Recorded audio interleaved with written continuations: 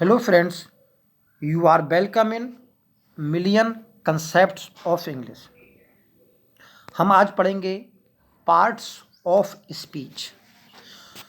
Parts of speech को पहचानना और अलग अलग पार्ट्स ऑफ स्पीच में डिफरेंस करना और दिए गए सेंटेंस में पार्ट्स ऑफ स्पीच कैसे पहचानें, वो सारी बातें अगर पूरा वीडियो देख लेंगे तो पता लग जाएगी।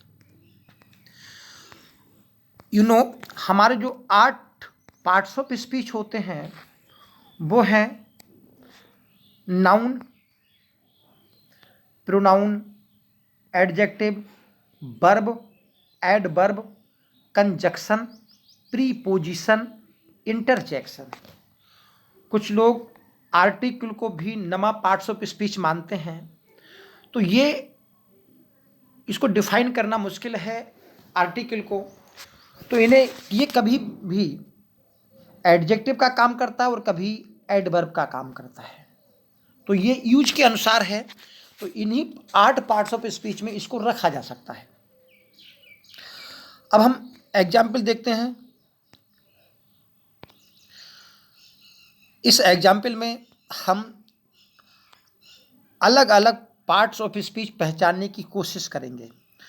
तो पहले हम बात करते हैं स्पीच की।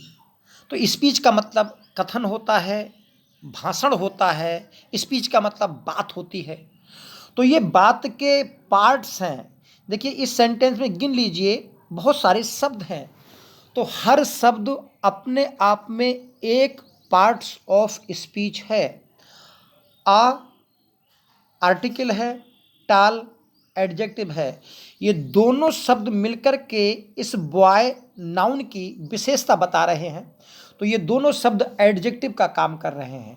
तो यहाँ पर आप देखेंगे जो आ शब्द है वो आर्टिकल एडजेक्टिव का काम कर रहा है।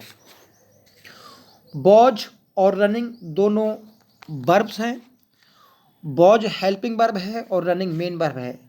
इन प्रीपोजिशन है और द फील्ड आपका फील्ड नाउन है और द एडजेक्टिव का काम फिर कर रहा है, आर्टिकल है।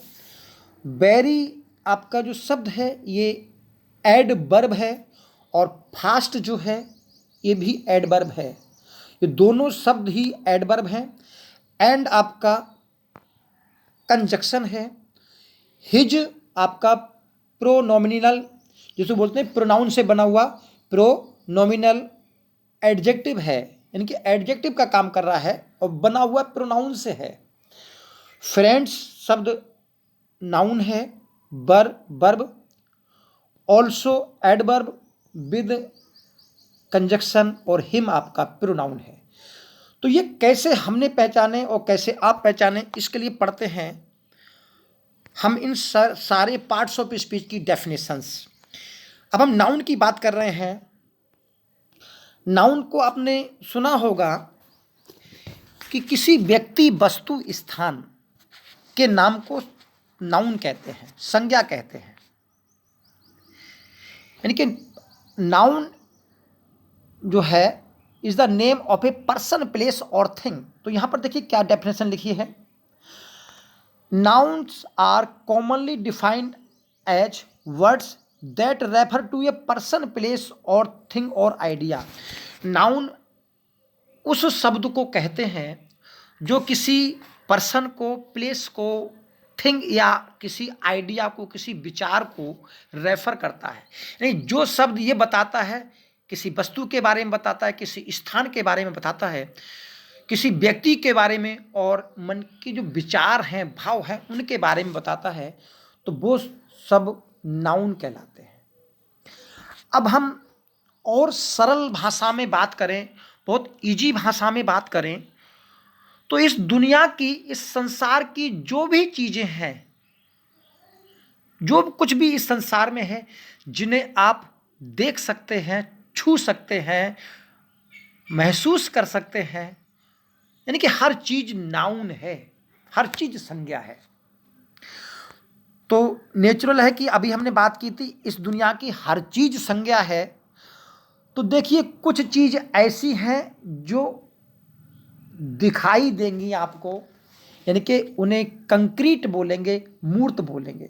और कुछ चीज़ ऐसी हैं जिन्हें केवल हम महसूस कर सकते हैं, वो आपकी अमूर्त चीज़ें हैं। तो मूर्त, कंक्रीट और एब्स्ट्रैक्ट दोनों ही प्रकार की व्यक्ति, वस्तु, स्थान, ये सब नाउन कहलाएंगे। ऐसा नहीं कि जो चीज़ दिखाई ना दे या जिसको हम ना छू सकते हैं तो उसको हम नाउन ना माने। वो व्यक्ति, वस्तु और स्थान की तरह उसको बिहेव करना चाहिए। और देखेंगे, चलिए। अब कंक्रीट नाउन का मतलब है refer to things we can perceive with one of our senses, things you can not see, you can see, smell, feel, taste और टच। तो ऐसी चीज़ें जिनको आप देख सकते हो, स्मेल कर सकते हो, फील कर सकते हो, टेस्ट कर सकते हो या छू सकते हो, वो सारी चीज़ें आपकी कंक्रीट नाउन में आएंगी। और एब्स्ट्रैक्ट नाउन में कौन सी आएंगी? Can not be perceived by our sense. तो यानी कि हम अपने सेंस के द्वारा इनको कैन नॉट सी, नहीं देख सकते, अमूर्त कहलाएंगी।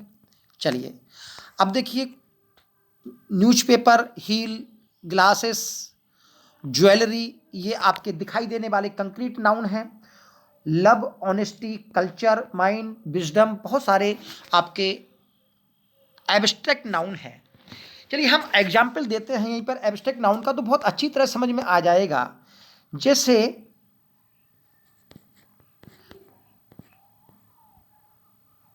Experience is a good teacher. Experience एक अच्छा अध्यापक है, अनुभव एक अच्छा अध्यापक है। यार अनुभव हमको बहुत कुछ सिखाता है। तो आपने देखा ये जो एक्सपीरियंस शब्द है ये केवल महसूस तो किया जा सकता है, और यहाँ पर एक्सपीरियंस शब्द जो है एज ए पर्सन की तरह काम कर रहा है। तो जो आपके एब्स्ट्रैक्ट नाउन होते हैं वो भी पर्सन की तरह काम करते हैं, बस हम उनको महसूस करते हैं कि ये चीज़, ये जो शब्द है ये पर्सन की तरह काम कर रहा है। ये शब्द जो है वस्तु की तरह काम कर रहा है, ये शब्द जो है स्थान की तरह काम कर रहा है। जैसे हम एक और एग्जाम्पल ले लें, जैसे I gave you some knowledge, मैंने तुमको कुछ ज्ञान दिया। तो एज ए ज्ञान जो है यहाँ पर नॉलेज जो है एज ए वस्तु की तरह काम कर रहा है। जिस प्रकार हम किसी को पेन देते हैं, बुक देते हैं, उस प्रकार हमने उसको ज्ञान दिया। तो यहाँ पर नॉलेज जो शब्द है वो एब्स्ट्रैक्ट नाउन हुआ। तो ध्यान रखिए, नाउन की जो डेफिनेशन है क्लासिकल, व्यक्ति, वस्तु, स्थान के नाम को संज्ञा कहते हैं। तो चाहे आपके कंक्रीट नाउन हो, चाहे आपके एब्स्ट्रैक्ट नाउन हो, दोनों ही नाउन व्यक्ति, वस्तु और स्थान की तरह काम करेंगे। अब हम बात करते हैं प्रोनाउन की। नाउन समझ में आ गया होगा। तो देखिए नाउन के प्रकार हैं, नाउन के नंबर हैं, नाउन के जेंडर हैं, नाउन के केस हैं, वो हम अलग अलग सेपरेट पढ़ेंगे। पहले यहाँ तो सिर्फ नाउन को हम डिफाइन करने की कोशिश कर रहे हैं। प्रोनाउन क्या है? A pronoun is a word which is used in place of a noun. Pronoun वह शब्द होता है जो नाउन के स्थान पर काम करता है। यानी प्रोनाउन वो शब्द होता है जो नाउन की जगह काम करता है। इस एग्जाम्पल को देखिए, Ramesh is a good boy,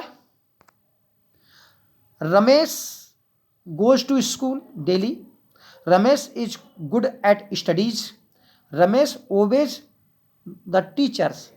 तो हमने देखा, हमने 4 बार रमेश का प्रयोग 4 सेंटेंसेस में किया है। तो आपको ऐसी जो रिपीटेशन है ये उबाऊ लगता है कि रमेश ने ऐसा किया, रमेश ने ऐसा किया। हम इसको प्रोनाउन का यूज करके बहुत आसान स्पीकिंग में बना देते हैं। Ramesh is a good boy, he goes to school daily, he is a good at studies, he obeys the teachers. तो हमने देखा, हमने रमेश की जगह ही ही और ही का प्रयोग किया है, यानी कि रमेश को हमने रिप्लेस किया, रमेश को हटाया और उसके स्थान पर, यानी कि रमेश नाउन है, व्यक्ति है, तो उसके स्थान पर हमने ही प्रयोग किया, तो ही जो है वो प्रोनाउन है। तो नाउन के स्थान पर प्रयोग होने वाला शब्द क्या कहलाएगा? आपका प्रोनाउन कहलाएगा। अभी जिसे रमेश के स्थान पर प्रयोग किया गया है प्रोनाउन है। ऐसे ही I, we, you, he, she, it, they etcetera बहुत सारे प्रोनाउन होते हैं। ये आपके पर्सनल प्रोनाउन की श्रेणी में आते हैं। वो क्या होते हैं बाद में बात करेंगे। ऐसे ही और उदाहरण देखिए, the child is playing in the field, बच्चा मैदान में खेल रहा है। हमने प्रश्न पूछा who is playing in the field, मैदान में कौन खेल रहा है?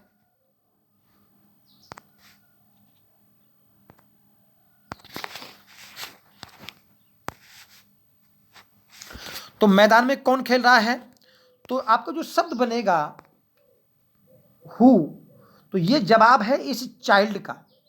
किसका है? इस चाइल्ड का। तो इस चाइल्ड के स्थान पर हमने हु प्रयोग किया है।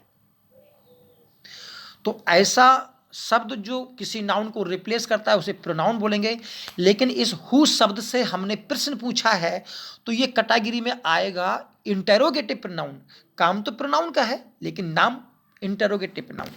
दूसरे सेंटेंस में देखिए, आई लाइक स्टोरी बुक्स, तो मुझे क्या पसंद है? Story books. तो क्या जो शब्द है स्टोरी बुक्स के लिए यूज हुआ है, तो नाउन के लिए यूज हुआ है। तो व्हाट जो शब्द, ये भी आपका इंटेरोगेटिव प्रोनाउन है। तो समझ गए, कोई भी शब्द जो नाउन को रिप्लेस करता है उसके स्थान पर प्रयोग होने वाला शब्द जो है वो प्रोनाउन कहलाएगा। अब बात करते हैं एडजेक्टिव। तो देखिए अभी हमने क्या पढ़ा, अभी हम पढ़ रहे थे नाउन और प्रोनाउन। तो नाउन प्रोनाउन क्या है? इस दुनिया भर की चीज़ें, इस दुनिया भर के लोग, इस दुनिया भर के स्थान। तो देखिए इस संसार में अगर कोई भी व्यक्ति, वस्तु और स्थान, कहने का मतलब नाउन और प्रोनाउन है, तो स्वाभाविक है व्यक्ति है तो गुण दोष भी होंगे, वस्तु है तो अच्छी बुरी वस्तु भी होगी, और जगह है तो जगह अच्छी भी हो सकती है और जगह खराब भी हो सकती है। तो कहने का मतलब है इस दुनिया की चीजें अच्छी और बुरी दोनों प्रकार की हो सकती हैं। तो यही जो गुण दोष हैं, यही जो गुण दोष होते हैं इन्हीं व्यक्ति और वस्तुओं के, इनको ही हम एडजेक्टिव कहते हैं। तो समझ गए एडजेक्टिव क्या होता है? तो एडजेक्टिव इन्हीं व्यक्ति, वस्तु और स्थान के गुण दोष होते हैं। तो क्या डेफिनेशन निकल कर आती है? An adjective is a word which qualifies a noun और प्रोनाउन। तो एडजेक्टिव वो शब्द है जो क्वालिफाइज करता है, गुण दोष बताता है एक नाउन के और एक प्रोनाउन के। तो जो नाउन और प्रोनाउन के शब्दों के जो गुण दोष बताएगा उनको हम एडजेक्टिव कहेंगे। एग्जाम्पल देखिए, दिस गर्ल इज ब्यूटीफुल। तो ब्यूटीफुल इस गर्ल की विशेषता है। You are tall, tall you की विशेषता है। Please give me some money, तो सम मनी के बारे में बता रहा है। This is a dirty place, ये एक गंदा स्थान है। तो ये जो शब्द हैं ब्यूटीफुल, टॉल, सम और डर्टी, ये कुछ शब्द हैं, ये शब्द एडजेक्टिव है, यानी कि गुणदोष बताने वाले शब्द हैं। उम्मीद कर रहे हैं एडजेक्टिव समझ में आ गया होगा। अगला है वर्ब। तो वर्ब को समझ लीजिए, बहुत ध्यान से सुनना, लोग वर्ब को कठिनाई समझते हैं। देखिए इस संसार में अगर कोई व्यक्ति, वस्तु, स्थान यानी कि नाउन प्रोनाउन है तो नेचुरल है वे एक्शन भी करेंगे, यानी कि वे कार्य भी करेंगे। हाथ अर्थात वे अपने हाथ पैर, आँख, कान, नाक, मस्तिष्क से क्रिया करेंगे। जैसे हम हाथ चलाते हैं, कूदते हैं, फांदते हैं शरीर से, अपने हाथ पैरों से मारते पीटते हैं, गाली देते हैं, सुनते हैं, ये क्या करते हैं? ये सब हम अपने इंद्रियों से करते हैं। तो हम इस संसार का कोई भी व्यक्ति यही तो कार्य करता है। तो यही जो एक्शन है, यानी कि इन्हीं व्यक्तियों वस्तुओं के जो एक्शन हैं, इन्हीं को क्रिया कहते हैं, इन्हीं को वर्ब कहते हैं। समझ गए? दुनिया के लोग हैं तो वो क्रिया करेंगे, तो उनके जो एक्शन है उन्हीं को हम क्या कहेंगे? वर्ब। तो दूसरी तरफ वर्ब नाउन के होने का भाव भी बताती है। तो ये भी बताती, जरूर नहीं एक्शन हो तो होने का भाव भी वर्ब कहलाती है। तो वर्ब की जो डेफिनेशन निकल कर आती है वो कुछ इस प्रकार है। A verb is a word that expresses action or being। तो वर्ब वो शब्द होती है जो किसी भी सब्जेक्ट के, यानी कि नाउन प्रोनाउन और जिन दुनिया भर की वस्तुओं के जो एक्शन के बारे में बताता है, और बीइंग या उनके होने के भाव को बताता है। बीइंग का मतलब होने के भाव। जैसे राम एक डॉक्टर है तो ये बता रहा है कि राम डॉक्टर है, तो ये उसके होने का भाव है, एक्शन को नहीं दर्शा रहा। तो वर्ब एक्शन भी दर्शाती हैं और होने का भाव भी दर्शाती हैं। तब अब आगे बढ़ते हैं। जब नेचुरल है कि वर्ब एक्शन बताती हैं तो उन वर्ब को हम क्या बोलेंगे? उन वर्ब को एक्शन वर्ब्स बोलेंगे। फॉर एग्जाम्पल देखिए, Mary jumped for joy and John called her. तो यहां पर कॉल्ड और जम्प्ड दोनों ही क्या है? ये मैरी के एक्शन को बता रही है। मैरी कूद रही है, मैरी ने और जॉन ने बुलाया। तो ये दोनों ही शब्द दो व्यक्तियों के एक्शन के बारे में बता रहे हैं। ऐसे ही पढ़ना, लिखना, खेलना, खाना, पीना, कूदना, नहाना, धोना, दौड़ना, ये सारे जो होते हैं ये सब क्रियाएं होती हैं, एक्शंस होते हैं। तो अब जब एक्शन वर्ब हैं तो इनको दो कैटेगरी में बांटा जाता है, ट्रांजिटिव और इंट्रांजिटिव को। जब हम इन चीज़ों ट्रांजिटिव और इंट्रांजिटिव, सकर्मक और अकर्मक क्रियाएं क्या होती हैं, इनको जब हम वर्ब का चैप्टर पढ़ेंगे तो हम बहुत आसानी से पढ़ेंगे और सरल तरीके से पढ़ेंगे। अब दूसरी बात करते हैं बीइंग। तो बीइंग जो वर्ब्स होती हैं ये बताती हैं होने का भाव, और इन वर्ब में जो है is, am, are, was, were, be, being, ये बी वर्ब आती हैं। जैसे he is a doctor, Ram is a good player, ये होने का भाव बताते हैं। तो उम्मीद कर रहे हैं बहुत सारी वर्ब्स और होती हैं, वर्ब की कैटेगरी में और बांटेंगे, तो उसको हम तब पढ़ेंगे जब हम वर्ब को पढ़ेंगे। अभी हम पढ़ेंगे एडवर्ब। तो देखिए एडवर्ब क्या होता है। जैसे ये वर्ब से बना है, देखिए वर्ब लगा है, इसमें वर्ब में कुछ और ऐड करना। एडवर्ब का मतलब क्या हुआ? वर्ब में कुछ और ऐड करना। तो देखिए कोई भी क्रिया, कोई भी वर्ब किस ढंग से की गई है और क्रिया के करने का ढंग कैसा, कितना है, यानी किस ढंग से की गई है एक, और वो ढंग कितना है, और किसी व्यक्ति वस्तु में गुण दोष कितने चरम पर है, इन सब को बताने का जो काम करता है वो एडवर्ब है। तो एडवर्ब तीन बातें बताने का काम करता है। एक तो किस ढंग से क्रिया की गई है, तो वर्ब के ढंग को बताएगा, और वर्ब का जो ढंग है वो कितना है, यानी कि वर्ब के ढंग को जो बताएगा तो वो एडवर्ब होगा, और जो उसी एडवर्ब के ढंग को बताएगा वो कितनी मात्रा में है तो वो एडवर्ब कहलाएगा। और किसी वस्तु में गुण दोष कितने हैं, यानी कोई व्यक्ति अच्छा है तो कितना अच्छा है, तो यानी कि एडजेक्टिव के बारे में भी जो बताता है वो भी एडवर्ब है। तो एडवर्ब जो काम करता है वो क्या है? And adverb is a word which modifies का अर्थ होता है ढंग बताना, मोड बताना। अ वर्ब एंड एडजेक्टिव और अनदर एडवर्ब। एडवर्ब जो है एक वर्ब, एडजेक्टिव और अनदर एडवर्ब का जो है मोडिफाइज करता है, ढंग बताता है। अभी हमने ऊपर बात की कि क्रिया किस ढंग से हुई है और वो ढंग है वो कितनी मात्रा में है, किसी में गुण दोष है वो कितनी मात्रा में है, इन एग्जाम्पल के द्वारा याद हो जाएंगे। ही वॉक्स स्लोली। तो ये जो स्लोली शब्द है इसके चलने का ढंग है, उसके जो वॉक कर रहा है उस किस ढंग से कर रहा है, तो नेचुरल है वो वॉक धीरे धीरे कर रहा है। ही वॉक्स वेरी फास्ट, तो तो वो फास्ट कर रहा है, तो ये उसके चलने का ढंग तो है, उसकी क्रिया का ढंग तो है, तो क्रिया का ढंग एडवर्ब कहलाएगा, तो स्लोली एडवर्ब हुआ। राम इज वीक, राम कमजोर है, तो कितना कमजोर है, तो वेरी वीक है। तो दूसरे सेंटेंस में वेरी शब्द है, वीक की क्वालिफाई कर रहा है, तो इनके एडजेक्टिव को मॉडिफाई कर रहा है, तो वेरी शब्द एडवर्ब हुआ। ही रोट नीटली, उसने साफ लिखा, तो उसके लिखने का ढंग साफ है, तो यहाँ पर नीटली एडवर्ब है। और उसने कितना नीटली लिखा, तो वेरी नीटली लिखा, तो वेरी नीटली जो शब्द है वेरी, ये नीटली को मॉडिफाई कर रहा है, तो यहाँ पर ये एडवर्ब एडवर्ब को मॉडिफाई कर रहा है। तो वर्ब एडवर्ब वो शब्द होता है जो वर्ब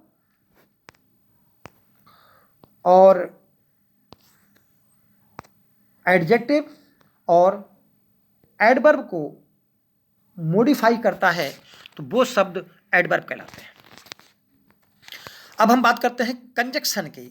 तो कंजक्शन, आपने देखा होगा जंक्शन, रेलगाड़ी जहाँ से चलती हैं तो कुछ स्टेशंस को हम जंक्शन कहते हैं। तो आप सोचिए कि जंक्शन क्यों कहते हैं, क्योंकि जंक्शन वो प्लेटफार्म होता है जिस प्लेटफार्म से जिससे बहुत सारी रेलगाड़ियाँ की जो है दूसरी दिशाओं में कटती हैं। तो ये जो जगह है इसको हम बोलते हैं जंक्शन, जो जुड़ाव, जहाँ कोई चीज़ जुड़ती है। तो इसी कंजक्शन जो शब्द होता है वो जोड़ने का काम करता है। तो uh conjunction is a word which joins two words और टू सेंटेंसेस। तो कंजक्शन वो शब्द होता है जो दो शब्द या दो वाक्यों को जोड़ता है। इन सेंटेंसेस को देखिए, Ramesh is good at studies and he obeys his teachers. तो इन दो सेंटेंसेस को हमने एंड से जोड़ा है। Ram and Shyam went to Agra, इसको भी हमने एंड से जोड़ा है। तो ये दो सेंटेंस को, दो शब्दों को जोड़ने का काम कर रहा है वो एंड एड जो है एड सॉरी कंजक्शन है। तो and, as well as, so, but, otherwise, so that, बहुत सारे कंजक्शंस होते हैं। कोऑर्डिनेट कंजक्शन होते हैं, सबऑर्डिनेट कंजक्शन होते हैं। ये क्या होते हैं इनको हम सेपरेटली कंजक्शन के वीडियो में पढ़ेंगे। अब बात करते हैं प्रीपोजिशन। तो ये प्रीपोजिशन को बोलते हैं संबंध सूचक अव्यय। और प्री का मतलब होता है पहले और पोजीशन का मतलब होता है जगह, स्थिति।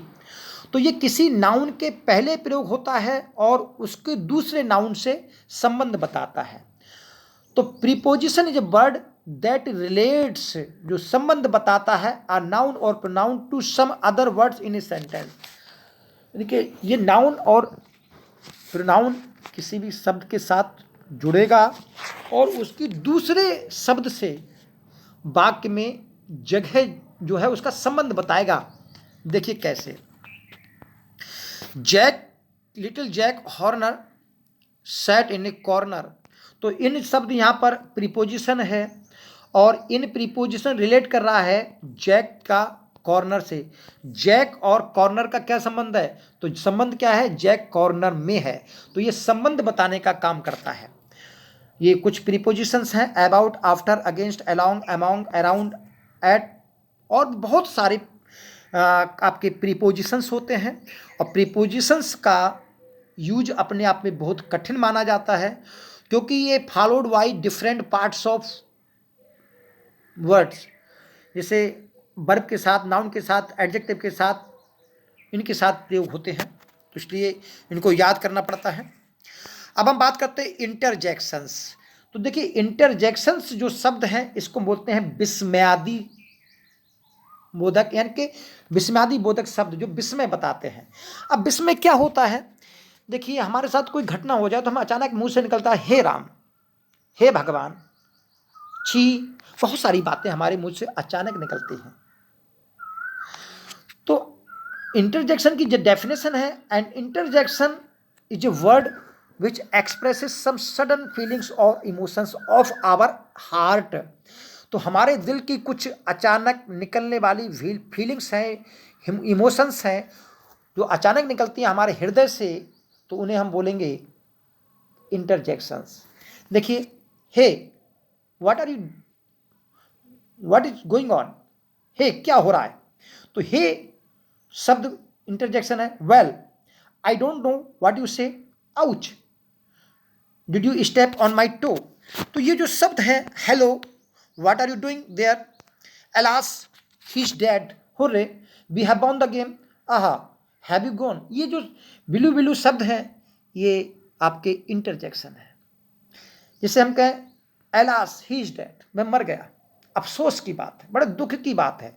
तो ये शब्द किसी को मरा हुआ देख करके आपके मन में भावनाएं आती हैं। जैसे आप किसी की कोई जवान मृत्यु हो जाती है तो आप कहते हैं हे भगवान ऐसा नहीं होना चाहिए। तो जो अचानक हे भगवान निकला आपके हृदय से उसे हम इंटरजेक्शन बोलते हैं। तो देखिए, इंटरजेक्शन के बारे में दो बातें सीख लीजिए, जान लीजिए। इंटरजेक्शन ऑफन स्टैंड एलोन, अक्सर अकेला होता है। If one is part of a sentence it does not have a grammatical relation to the other words in the sentence. जब ये सेंटेंस के दूसरे शब्दों से सेंटेंस जुड़ता है तो दूसरे शब्दों से इसका ग्रामेटिकल कोई मतलब नहीं होता। यानी कि इसको आप अलग हटा दोगे तो सेंटेंस के अर्थ पर फर्क नहीं पड़ेगा, वो तो हमारे मन की भावनाएं थी। जैसे हम कहें it is taken out, the meaning of the sentence will not be change, यानी कि वो अनचेंज रहेगा। तो आपके जो शब्द हैं, जॉय के लिए हुर्रा और हुजा दर्शाते हैं, दुख के लिए एलास, और सरप्राइज के लिए हा व्हाट, अप्रूवल के लिए ब्रेवो, आहमी, for shame, well done, gracious. ये बहुत सारे शब्द हैं जो आपके इंटरजेक्शन का काम करते हैं। तो उम्मीद कर रहे हैं आपको ये वीडियो जरूर पसंद आया होगा। तो आज के लिए इतना ही, thank you, all the best. बस वीडियो को सब्सक्राइब जरूर कर लें। Thank you, all the best.